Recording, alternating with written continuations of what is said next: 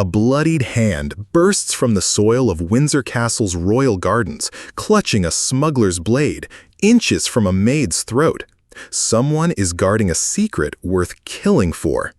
It's 1780, and beneath the castle's manicured lawns lies a hidden network of tunnels stuffed with contraband that could shame the crown and spark a scandal to shake England.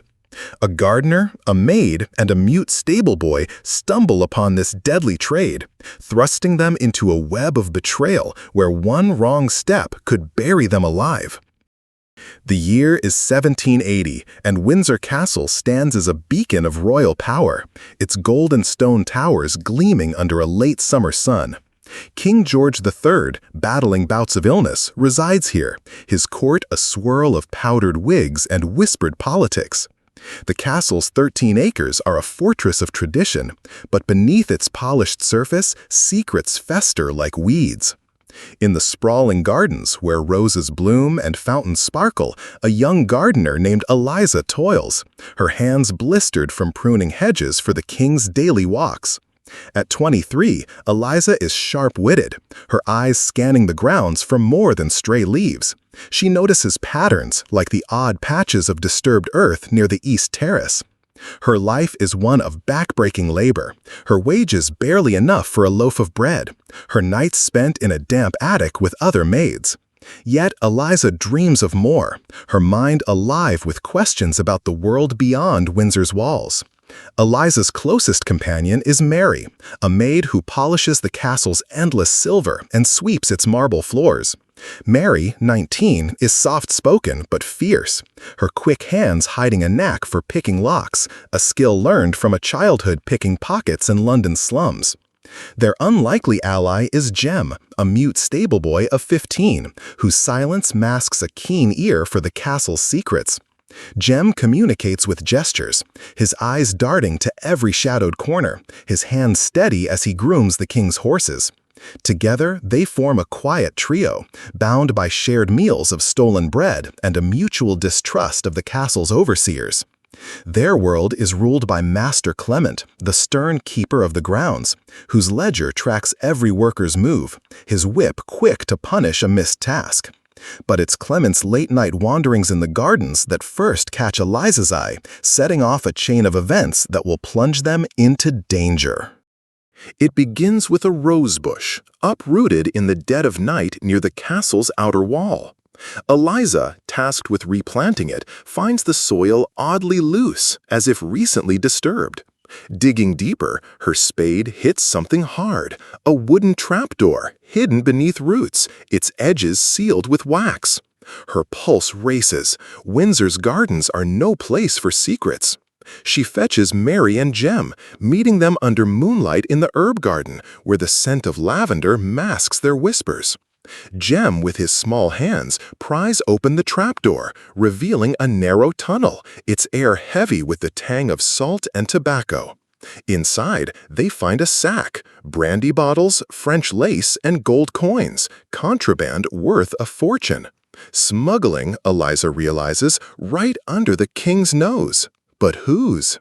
The discovery is a spark in a powder keg, and they've just lit the fuse. The castle in 1780 is a tinderbox of tension.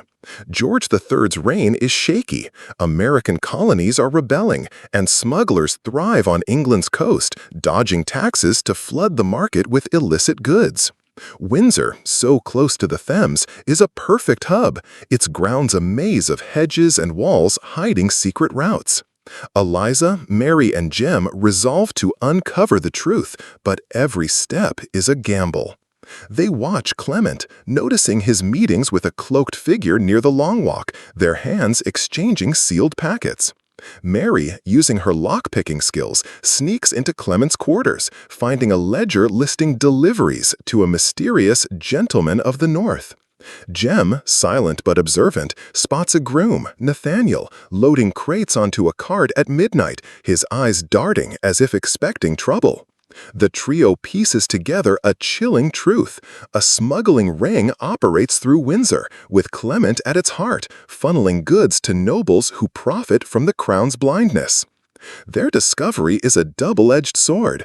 Exposing the ring could earn them favor, perhaps a reward to escape their drudgery. But accusing Clement without proof is suicide. He's trusted by the court, and they're mere servants, easily dismissed, or worse. The trio's lives become a dance of deception.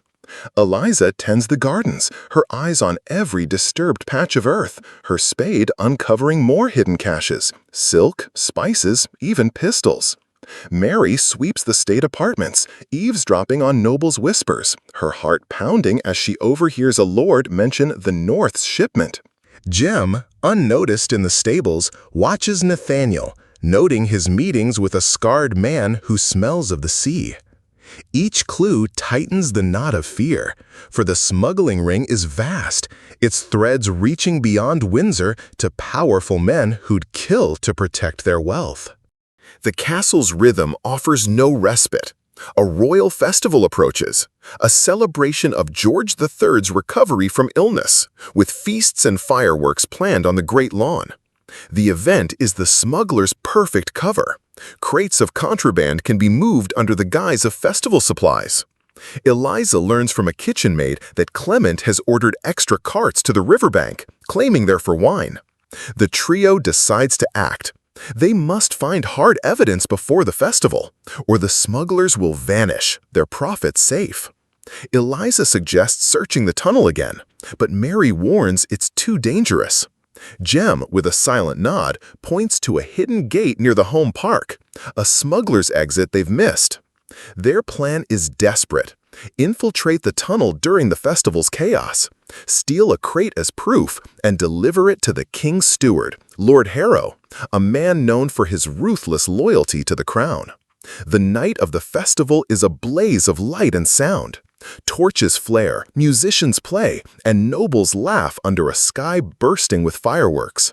Eliza, Mary, and Jem move like shadows. Their servant roles their disguise. Eliza, carrying a basket of flowers, slips to the trapdoor, her hands trembling as she lifts it.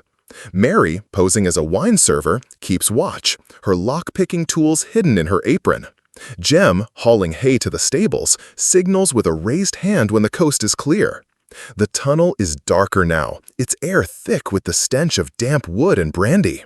They find a crate, its contents heavy, gold coins, tobacco, and a sealed letter bearing a noble's crest.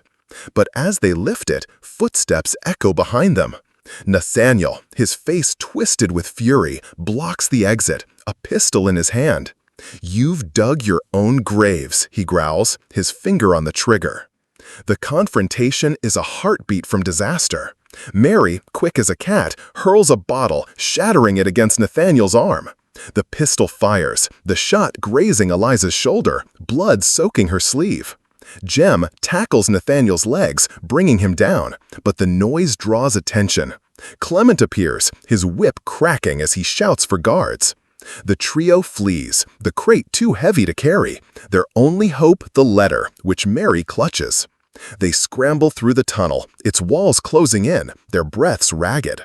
The festival's noise masks their escape, but Clement's men are close, their lanterns flashing like predators' eyes. Eliza, dizzy from pain, leads them to the hidden gate, its rusted lock yielding to Mary's skill. They burst into the home park, the letter their only proof, but the guards are closing in, their shouts cutting through the fireworks' roar.